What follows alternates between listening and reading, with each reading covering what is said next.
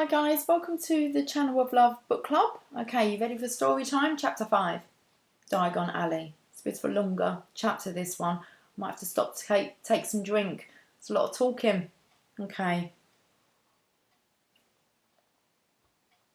So, where did we end off? Harry under Hagrid's coat in the hut. Okay, he's to sleep. So chapter 5, Diagon Alley. Harry woke early the next morning. Although he could tell it was daylight, he kept his eyes shut tight. It was a dream, he told himself firmly. I dreamed a giant, called Hagrid, came to tell me I was going to a school for wizards. When I open my eyes, I'll be at home in my cupboard. There was suddenly a loud tapping noise. And there's Aunt Petunia knocking on the door, Harry thought, his heart sinking. But he still didn't open his eyes. It had been such a good dream. Tap, tap, tap. All right, Harry mumbled. I'm getting up. He sat up, and Hagrid's heavy coat fell off him. The hut was full of sunlight. The storm was over. Hagrid himself was asleep on the collapsed sofa, and there was an owl rapping its claw on the window, a newspaper held in its beak. Harry scrambled to his feet. So happy, he felt as though a large balloon was swelling up inside him. He went straight to the window and jerked it open. The owl swooped in and dropped the newspaper on top of Hagrid, who didn't wake up. The owl then fluttered onto the floor and began to attack Hagrid's coat. Don't do that! Harry tried to wave the owl out of the way, but it snapped its beak fiercely at him and carried on, savaging the coat. Hagrid, said Harry loudly, there's an owl. Pay him, Hagrid grunted into the sofa. What? He wants paying for delivering the paper. Look in the pockets. Hagrid's coat seemed to be made of nothing but pockets. Bunches of keys, slug pellets, balls of string, mint humbugs, tea bags. Finally, Harry pulled out a handful of strange-looking coins. Give him 5 nuts, said Hagrid sleepily. Nuts? The little bronze ones. Harry counted out 5 little bronze coins, and the owl held out its leg so he could put the money into the small leather pouch tied to it. Then it flew off through the open window. Hagrid yawned loudly, sat up and stretched. Best be off, Harry. Lots to do today. Got to get you up to London and buy all your stuff for school. Harry was turning over the wizard coins and looking at them. He had just thought of something which made him feel as though the happy balloon inside him had got a puncture. Hagrid? Said Hagrid, who was pulling on his huge boots. I haven't got any money. And you heard Uncle Vernon last night. He won't pay for me to go and learn magic. Don't worry about that, said Hagrid, standing up and scratching his head. Do you think your parents didn't leave you anything? But if their house was destroyed? They didn't keep their gold in the house, boy. Nah, first stop for us is Gringotts, Wizard's Bank. Have a sausage. They're not bad cold. And I wouldn't say no to a bit of your birthday cake neither. Wizards have banks? Just the one, Gringotts, run by goblins. Harry dropped the bit of sausage he was holding. Goblins? Yeah, so you'll be mad to try and rob 'em, I'll tell you that. Never mess with goblins, Harry. Gringotts is the safest place in the world for anything you want to keep safe, except maybe Hogwarts. As a matter of fact, I've got to visit Gringotts anyway for Dumbledore, Hogwarts business. Hagrid drew himself up proudly. He usually gets me to do important stuff for him, fetching you, getting things from Gringotts. Knows he can trust me, see? Got everything? Come on then. Harry followed Hagrid out onto the rock. The sky was quite clear now, and the sea gleamed in the sunlight. The boat Uncle Vernon had hired was still there, with a lot of water in the bottom after the storm. How did you get here? Harry asked, looking around for another boat. Flew, said Hagrid, Flew? Yeah, but we'll go back in this. Not supposed to use magic now I've got ya. They settled down in the boat, Harry still staring at Hagrid, trying to imagine him flying. Seems a shame to row, though, said Hagrid, giving Harry another of his sideways looks.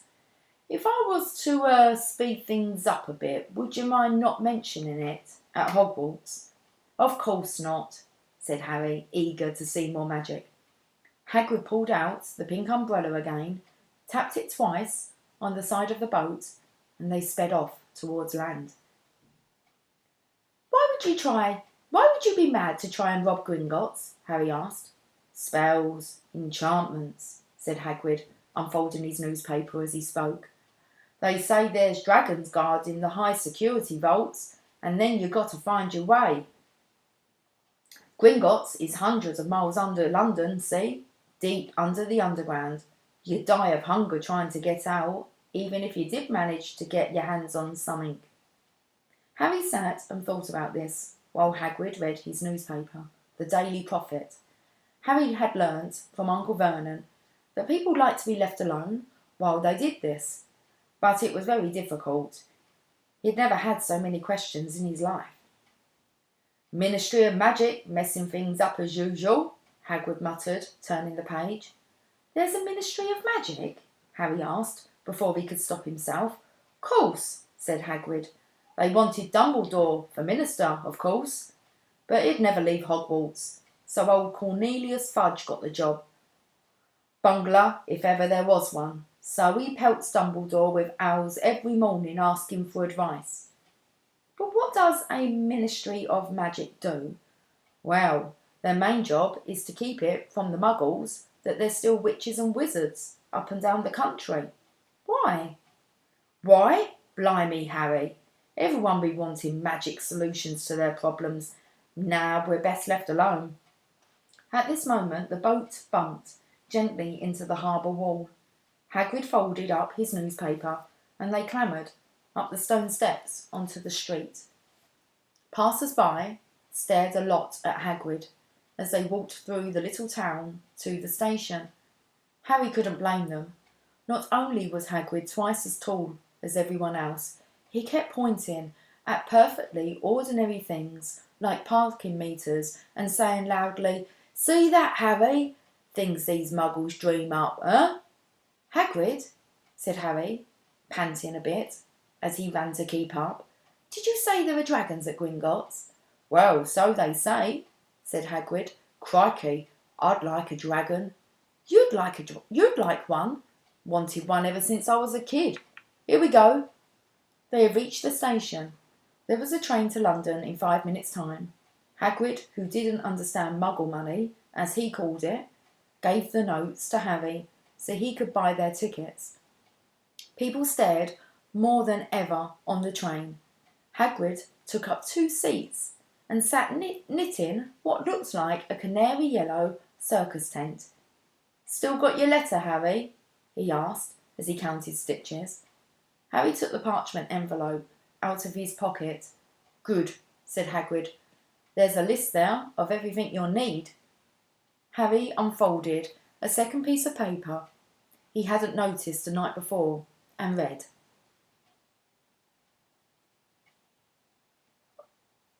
Hogwarts School of Witchcraft and Wizardry. Uniform.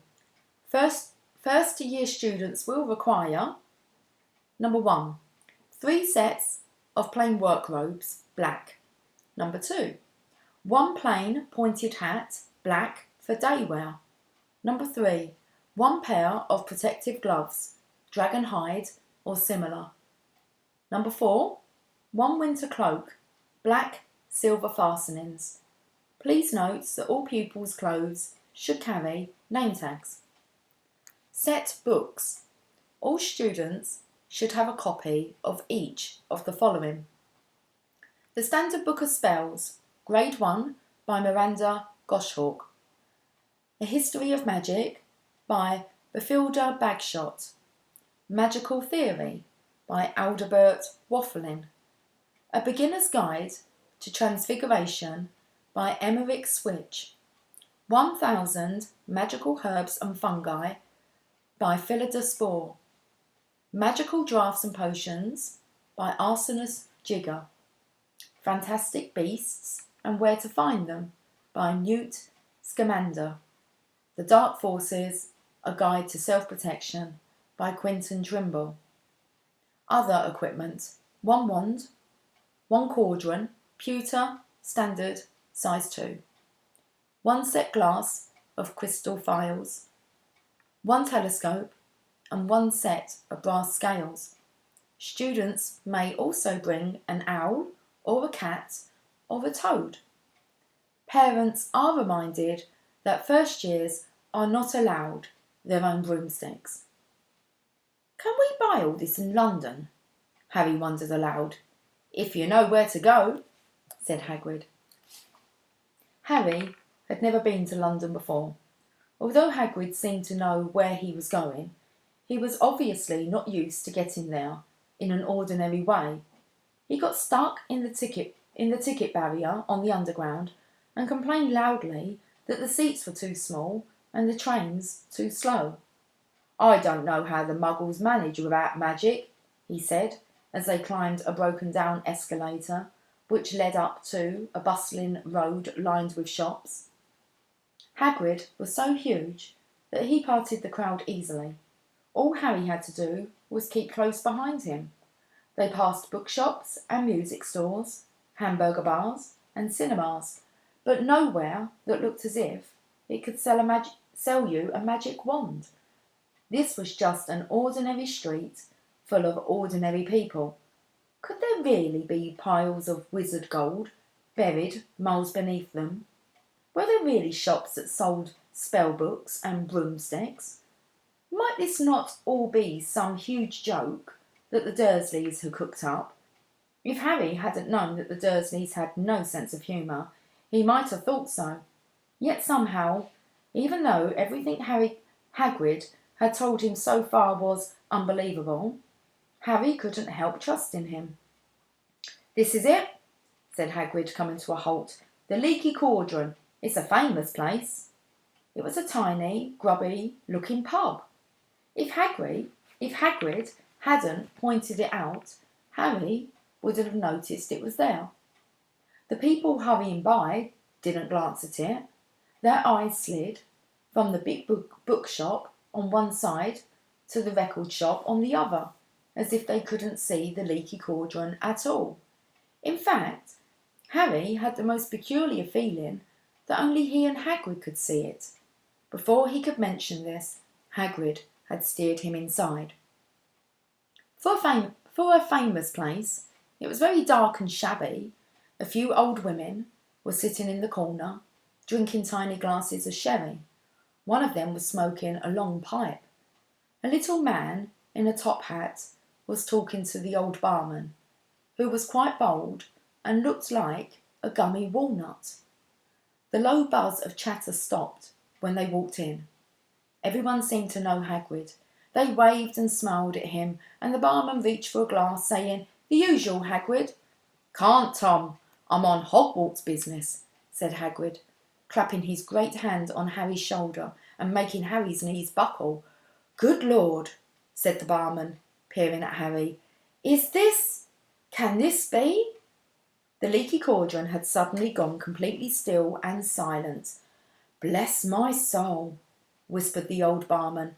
"Harry Potter, what an honour." He hurried out from behind the bar, rushed towards Harry and seized his hand, tears in his eyes. "Welcome back, Mr. Potter. Welcome back." Harry didn't know what to say. Everyone was looking at him. The old woman with the pipe was puffing on it without realising it had gone out. Hagrid was beaming. Then there was a great scraping of chairs, and next moment Harry found himself shaking hands with everyone in the Leaky Cauldron. "Doris Crockford, Mr. Potter. Can't believe I'm meeting you at last." "So proud, Mr. Potter. I'm just so proud." "Always wanted to shake your hand. I'm all of a flutter." "Delighted, Mr. Potter. Just can't tell you. Diggle's the name. Daedalus Diggle." "I've seen you before," said Harry. as Daedalus Diggle's top hat fell off in his excitement. "You bowed to me once in a shop." "He remembers!" cried Daedalus Diggle, looking around at everyone. "Did you hear that? He remembers me." Harry shook hands again and again. Doris Crockford kept coming back for more. A pale young man made his way forward very nervously. One of his eyes was twitching. "Professor Quirrell," said Hagrid. "Harry, Professor Quirrell will be one of your teachers at Hogwarts." "Potter," stammered Professor Quirrell, grasping Harry's hand. "Can't tell you how pleased I am to meet you." "What sort of magic do you teach, Professor Quirrell?" Defence against the dark arts," muttered Professor Quirrell, as though he'd rather not think about it. "Not that you'll need it, Potter." He laughed nervously. "You'll be getting your equipment, I suppose. I've got to pick up a new book on vampires myself." He looked terrified at the very thought. But the others wouldn't let Professor Quirrell keep Harry to himself. It took almost 10 minutes to get away from them all. At last Hagrid managed to make himself heard over the babble. "Must get on, lots to buy. Come on, Harry." Doris Crockford shook Harry's hand one last time, and Hagrid led them through the bar and out into a small walled courtyard where there was nothing but a dustbin and a few weeds. Hagrid grinned at Harry. "Told ya, didn't I? Told you were famous. Even Professor Quirrell was trembling to meet ya. Mind you, he's always trembling." "Is he always that nervous?" "Oh, yeah. Poor bloke. Brilliant mind. He was fine while he was studying out of books, but then he took a year off to get some first-hand experience. They say he met vampires in the Black Forest, and there was a nasty bit of trouble with a hag. Never been the same since. Scared of the students, scared of his own subject. Now, where's my umbrella?" "Vampires? Hags?" Harry's head was swimming. Hagrid, meanwhile, was counting bricks in the wall above the dustbin. "3 up, 2 across," he muttered. "Right, stand back, Harry." He tapped the wall 3 times with the point of his umbrella. The brick he had touched quivered. It wriggled in the middle. A small hole appeared. It grew wider and wider. A second later, they were facing an archway large enough even for Hagrid, an archway to a cobbled street which twisted and turned out of sight. "Welcome," said Hagrid, "to Diagon Alley." He grinned at Harry's amazement. They stepped through the archway. Harry looked quickly over his shoulder and saw the archway shrink instantly back into a solid wall. The sun shone brightly on a stack of cauldrons outside the nearest shop. Cauldrons, all sizes, copper, brass, pewter, silver, self-stirring, collapsible, said a sign hanging over them. "You'll be needing one of them," said Hagrid, "but we got to get your money first." Harry wished he had about 8 more eyes. He turned his head in every direction as they walked up the street, trying to look at everything at once: the shops, the things outside them, the people doing their shopping. A plump woman outside Apothecary's was shaking her head as they passed, saying, "Dragon liver, 17 sickles an ounce, they're mad." A low, soft hooting came from a dark shop with a sign saying Elop's Owl Emporium, Tawny, Screech, Barn, Brown and Snowy. Several boys of about Harry's age had their noses pressed against a window with broomsticks in it. "Look," Harry heard one of them say, "the new Nimbus 2000, fastest ever." There were shops selling robes, shops selling telescopes and strange silver instruments Harry had never seen before, windows stacked with barrels of bat spleens and eel's eyes, tottering piles of spellbooks, quills and rolls of parchment, potion bottles, globes of the moon. "Gringotts," said Hagrid. They had reached a snowy white building which towered over the other little shops. Standing beside its burnished bronze doors, wearing a uniform of scarlet and gold, was... "Yeah, that's a goblin," said Hagrid quietly as they walked up the stone white steps towards him. The goblin was about a head shorter than Harry. He had a swarthy, clever face, a pointed beard, and Harry noticed very long fingers and feet. He bowed as they walked inside. Now they were facing a second pair of doors, silver this time, with words engraved upon them.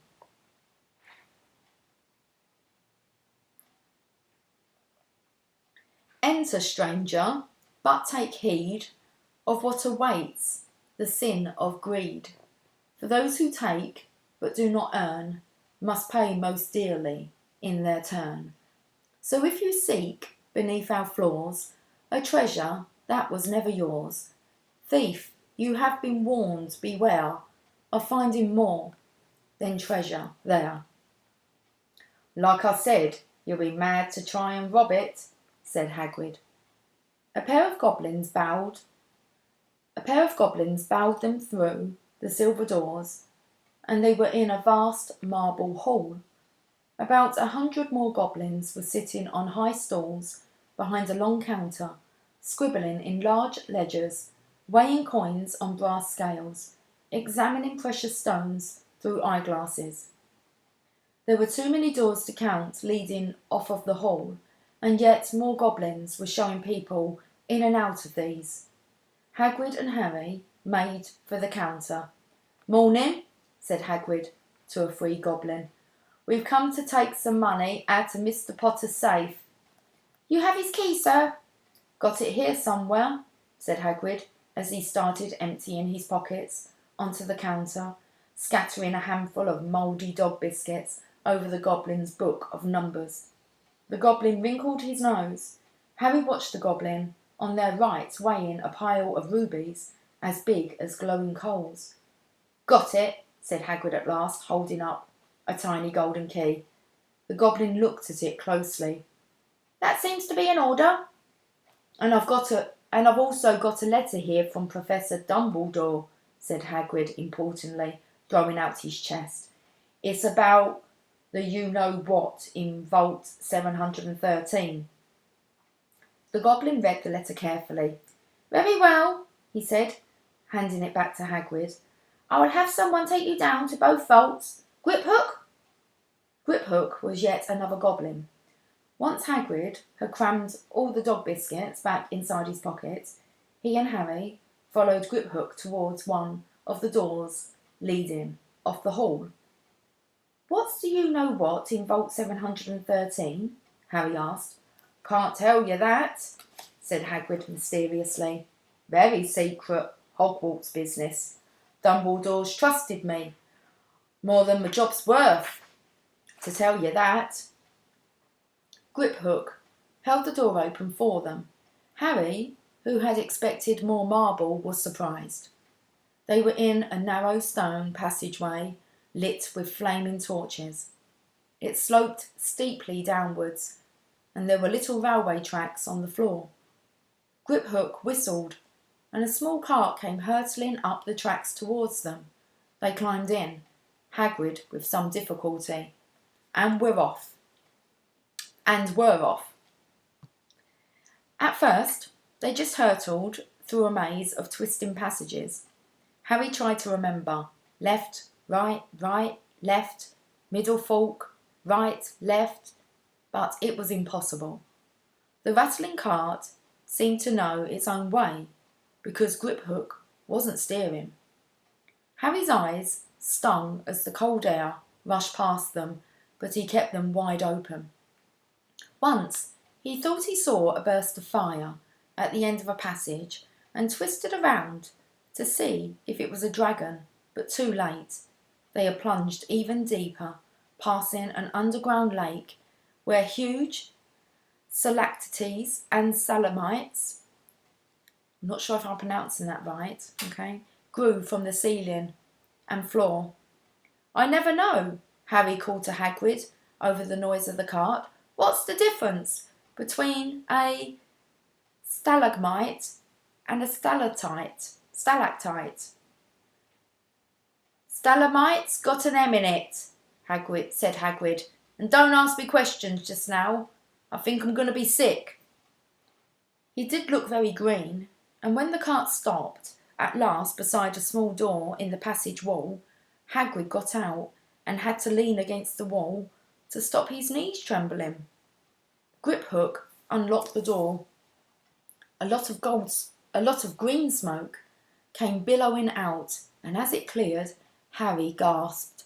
Inside were mounds of gold coins, columns of silver, heaps of little bronze nuts. All yours, smiled Hagrid. All Harry's? It was incredible. The Dursleys couldn't have known about this, or they'd have had it from him faster than blinking. How often they had complained how much Harry cost them to keep. And all the time there had been a small fortune belonging to him, buried deep under London. Hagrid helped Harry pile some of it into a bag. The gold ones are galleons, he explained. 17 silver sickles to a galleon and 29 nuts to a sickle. It's easy enough. Right, that should be enough for a couple of terms. We'll keep the rest safe for you. He turned to Griphook. Vault 713 now, please, and can we go more slowly? One speed only, said Griphook. They were going even deeper now and gathering speed. The air became colder and colder as they hurtled round tight corners. They went rattling over an underground ravine, and Harry leant over the side to try and see what was down at the dark bottom, but Hagrid groaned and pulled him back by the scruff of his neck. Vault 713 had no keyhole. Stand back, said Griphook importantly. He stroked the door gently with one of his long fingers, and it simply melted away. If anyone but a Gringotts goblin tried that, they'd be sucked through the door and trapped in there. How often do you check to see if anyone's inside? Harry asked. About once every 10 years, said Griphook with a rather nasty grin. Okay. Just going to reread that part because it was Griphook speaking. Okay, right. If anyone but a Gringotts goblin tried that, they'd be sucked through the door and trapped in there, said Griphook. How often do you check to see if anyone's inside? Harry asked. About once every 10 years, said Griphook with a rather nasty grin. Something really extraordinary had to be inside this top security vault, Harry was sure, and he leant forward eagerly, expecting to see fabulous jewels at the very least. But at first he thought it was empty. Then he noticed a grubby little package wrapped up in brown paper lying on the floor. Hagrid picked it up and tucked it deep inside his coat. Harry longed to know what it was, but knew better than to ask. Come on, back in this inferno cart, and don't talk to me on the way back. It's best if I keep my mouth shut, said Hagrid.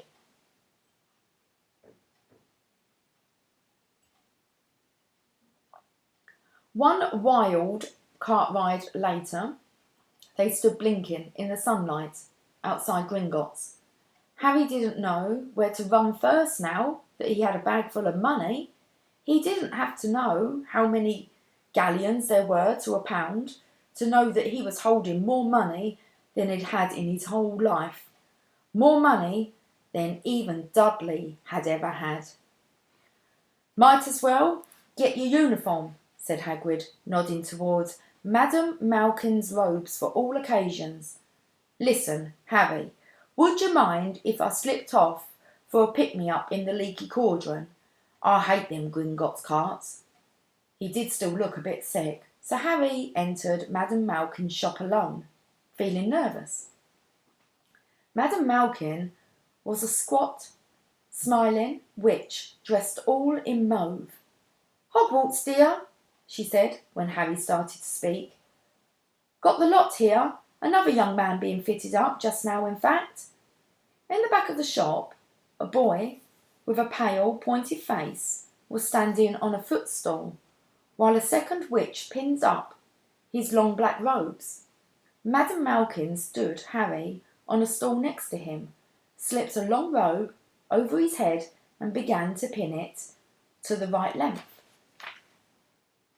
"Hello," said the boy. "Hogwarts too?" "Yes," said Harry. "My father's next door buying my books and my mother's up the street looking at wands," said the boy. He had a bored, drawling voice.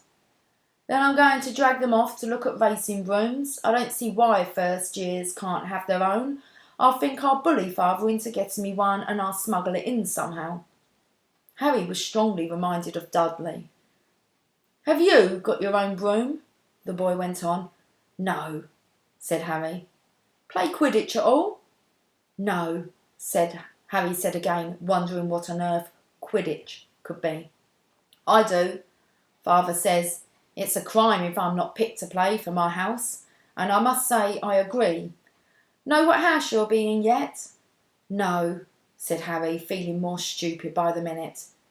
"Well, no one really knows until they get there, do they? But I know I'll be in Slytherin. All our family have been. Imagine being in Hufflepuff. I think I'd leave, wouldn't you?" Said Harry, wishing he could say something a bit more interesting. "I say, look at that man," said the boy suddenly, nodding towards the front window. Hagrid was standing there, grinning at Harry and pointing at 2 large ice creams to show he couldn't come in. "That's Hagrid," said Harry, pleased to know something the boy didn't. "He works at Hogwarts." "Oh," said the boy, "I've heard of him. He's a sort of servant, isn't he?" "He's the gamekeeper," said Harry. He was liking the boy less and less every second. "Yes, exactly. I heard he's a sort of savage, lives in a hut in the school grounds, and every now and then he gets drunk, tries to do magic and ends up setting fire to the bed." "I think he's brilliant," said Harry coldly. "Do you?" said the boy with a slight sneer. "Why? Is he with you? Where are your parents?" "They're dead," said Harry shortly. He didn't feel much like going into the matter with the boy. "Oh, sorry," said the other, not sounding sorry at all. "But they were our kind, weren't they?" "They were a witch and a wizard, if that's what you mean. I really don't think they should let the other sort in, do you? They're just not the same. They've never been brought up to know our ways. Some of them have never heard of Hogwarts until they get the letter. Imagine. I think they should keep it in the old wizarding families. What's your surname, anyway?" But before Harry could answer, Madame Malkin said, "That's you done, my dear." And Harry, not sorry for an excuse to stop talking to the boy, hopped down from the footstool. "Well, I'll see you at Hogwarts, I suppose," said the drawling boy. Harry was rather quiet as he ate the ice cream Hagrid had brought him, chocolate and raspberry, with chopped nuts. "What's up?" said Hagrid. "Nothing," Harry lied. They stopped to buy parchment and quills. Harry cheered up a bit when he found a bottle of ink that changed colour as he wrote. When they had left the shop, he said, "Hagrid, what's Quidditch?" "Blimey, Harry, I keep forgetting how little you know, not knowing about Quidditch." "Don't make me feel worse," said Harry. He told Hagrid about the pale boy and Madame Malkin's. "And he said people from Muggle families shouldn't even be allowed in."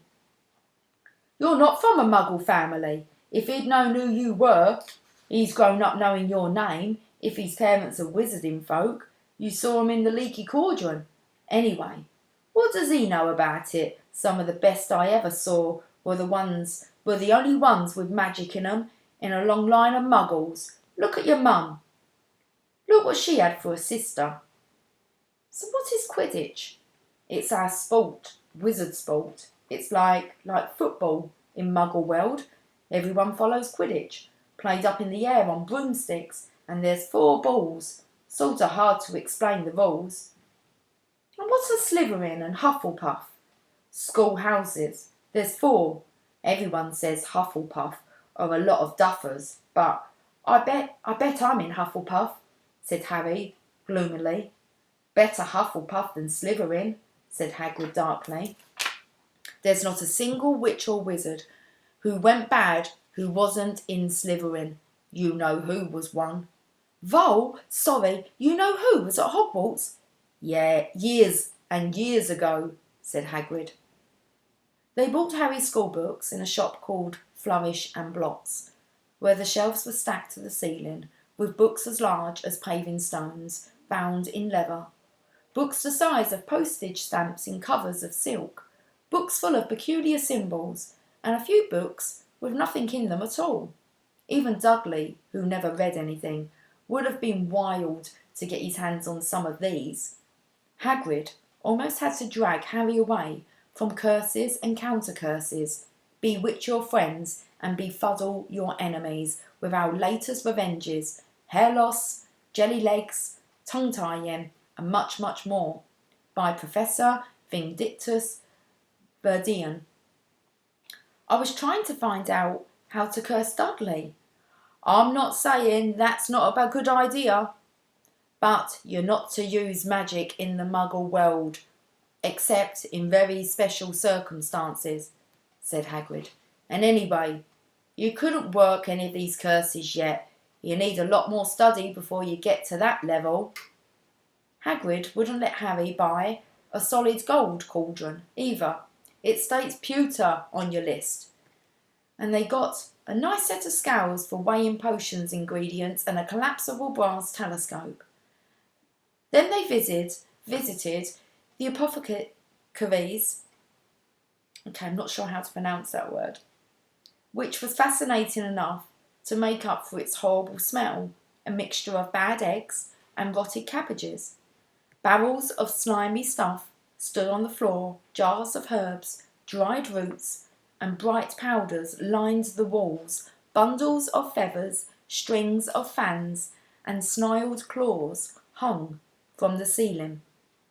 While Hagrid asked the man behind the counter for a supply of some basic potion ingredients for Harry, Harry himself examined silver unicorn horns at 21 galleons each, and minuscule glittery black beetle eyes, 5 nuts a scoop.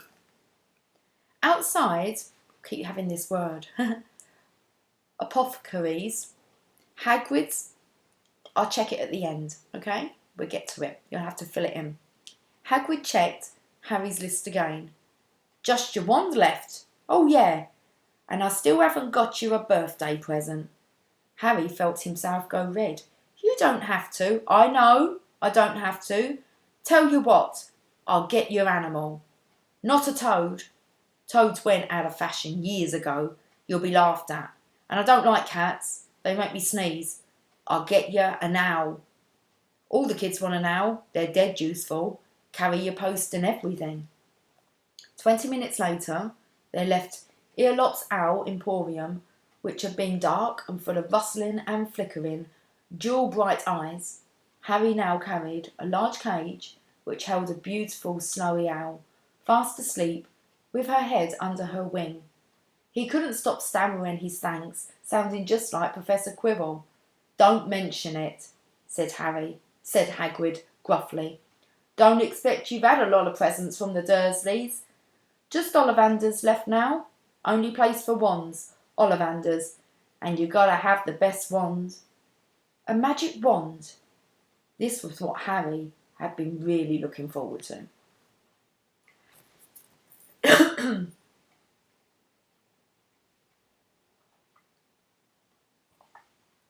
The last shop was narrow and shabby. Peeling gold letters over the door read, Ollivander's, makers of fine wands since 382 BC. A single wand lay on a faded purple cushion in the dusty window. A tinkling bell rang somewhere in the depths of the shop as they stepped in. It was a tiny place, empty except for a single spindly chair which Hagrid sat on to wait. Harry felt strangely as though he had entered a very strict library. He swallowed a lot of new questions which had just occurred to him and looked instead at the thousands of narrow boxes piled neatly right up to the ceiling. For some reason, the back of his neck prickled.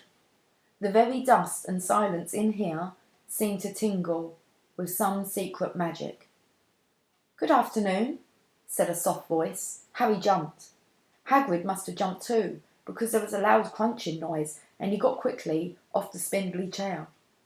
An old man was standing before them, his wide, pale eyes shining like moons through the gloom of the shop. "Hello," said Harry awkwardly. "Ah, yes," said the man. Yes, I thought I'd be seeing you soon, Harry Potter." It wasn't a question. "You have your mother's eyes. It seems only yesterday she was in here herself buying her first wand. 10¼ inches long, swishy, made of willow. Nice wand for charm work." Mr. Ollivander moved closer to Harry. Harry wished he could blink. Those silvery eyes were a bit creepy. "Your father, on the other hand, favoured a mahogany wand, 11 inches, pliable, a little more power and excellent for transfiguration." "Well, I say your father favoured it. It's really the wand that chooses the wizard, of course." Mr. Ollivander had come so close that he and Harry were almost nose to nose. Harry could see himself reflected in those misty eyes. "And that's where," Mr. Ollivander touched the lightning scar on Harry's forehead with a long white finger. "I'm sorry to say I sold the one that did that," he said softly. 13½ inches. Powerful wand, very powerful, and in the wrong hands. Well, if I'd known what that wand was going out into the world to do." He shook his head, and then to Harry's relief spotted Hagrid. Rubius Hagrid, how nice to see you again. Oak, 16 inches. Rather bendy, wasn't it?" "It was, sir, yes," said Hagrid. "Good wand, that one. But I suppose they snapped it in half when you got expelled," said Mr. Ollivander, suddenly stern. Yes, they did, yes," said Hagrid, shuffling his feet. "I still got the pieces, though," he added brightly. "But you don't use them," said Mr. Ollivander sharply. "Oh, no, sir," said Hagrid quickly. Harry noticed he gripped his pink umbrella very tightly as he spoke. Said Mr. Ollivander, giving Hagrid a piercing look. "Well, now, Mr. Potter, let me see." He pulled a long tape measure with silver markings out of his pocket. "Which is your wand arm?" Well, I'm right-handed," said Harry. "Hold out your arm. That's it." He measured Harry from shoulder to finger, then wrist to elbow, shoulder to floor, knee to armpit, and around his head. As he measured, he said, "Every Ollivander wand has a core of a powerful magical substance, Mr. Potter. We use unicorn hairs, phoenix tail feathers, and the heartstrings of dragons.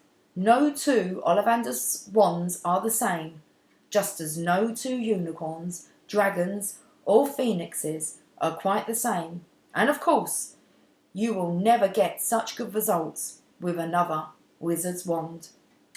Harry suddenly realised that the tape measure, which was measuring between his nostrils, was doing this on its own. Mr. Ollivander was flitting around the shelves, taking down boxes. "That will do," he said, and the tape measure crumpled into a heap on the floor. "Right then, Mr. Potter, try this one. Beechwood and dragon heartstring, 9 inches, nice and flexible. Just take it and give it a wave."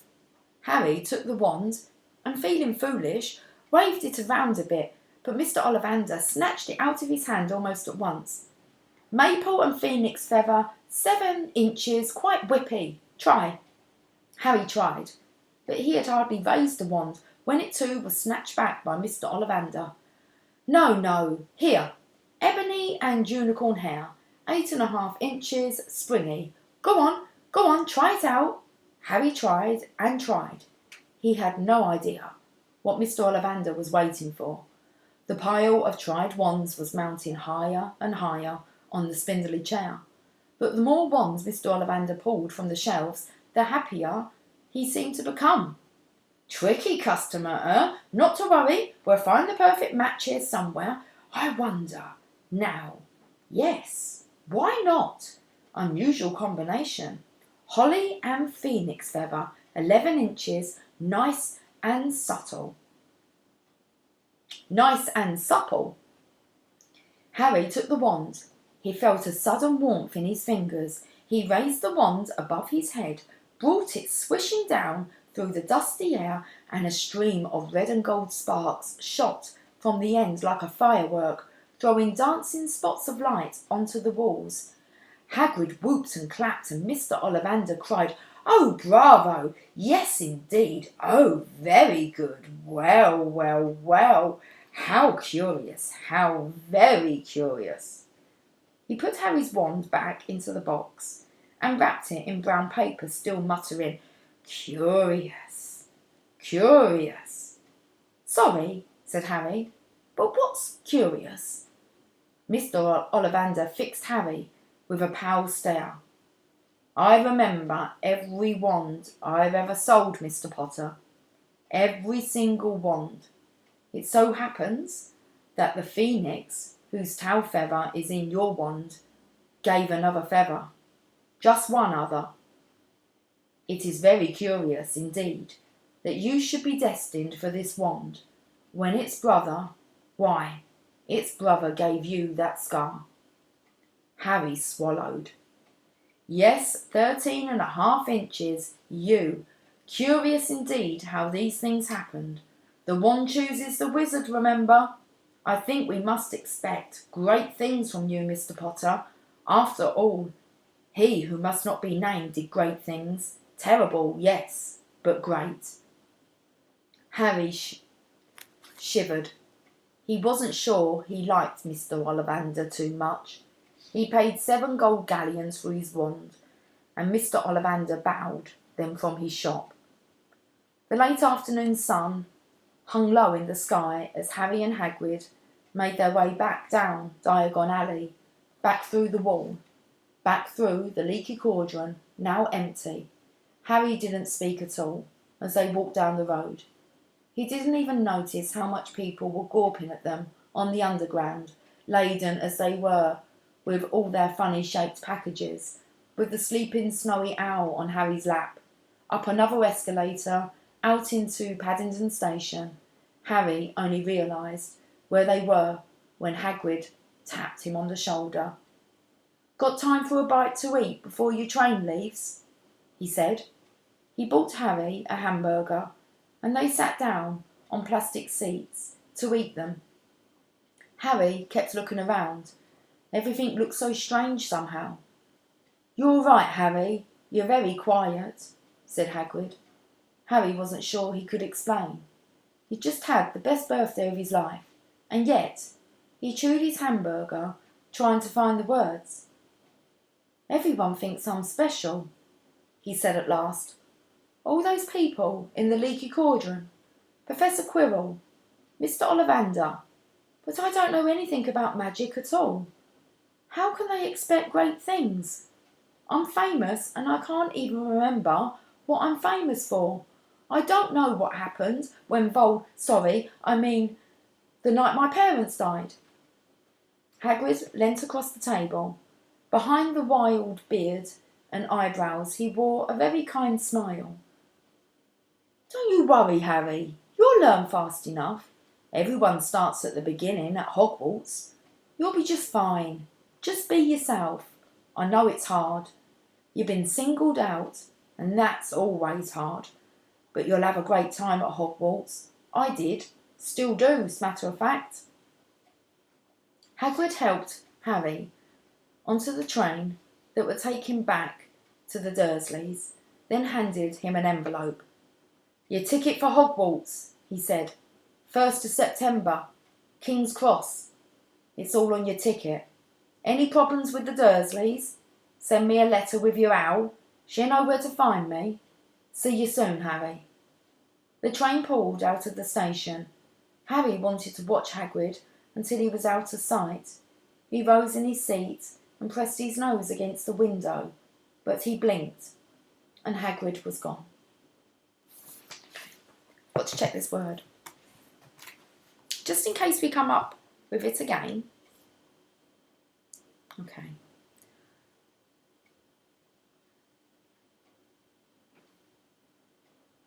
Let's just do this. It's been a long one today. Okay, I need to find out how to spell this. Here we are.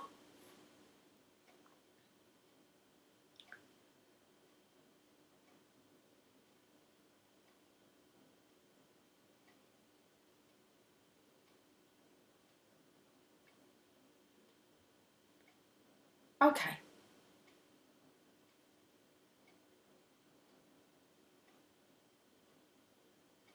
Apothecary. Apothecary. Nearly, I think. I'm not sure what I said. A person who prepared and sold medicines and drugs. Apothecary. Apothecary. There's the word. Okay. So the next chapter is platform 9 3/4. The journey from platform 9 3/4. Okay, if you're off to bed, sweet dreams. It was a bit of a long story time today. Okay, I will catch up with you soon. Okay, take care. Much love. Bye for now.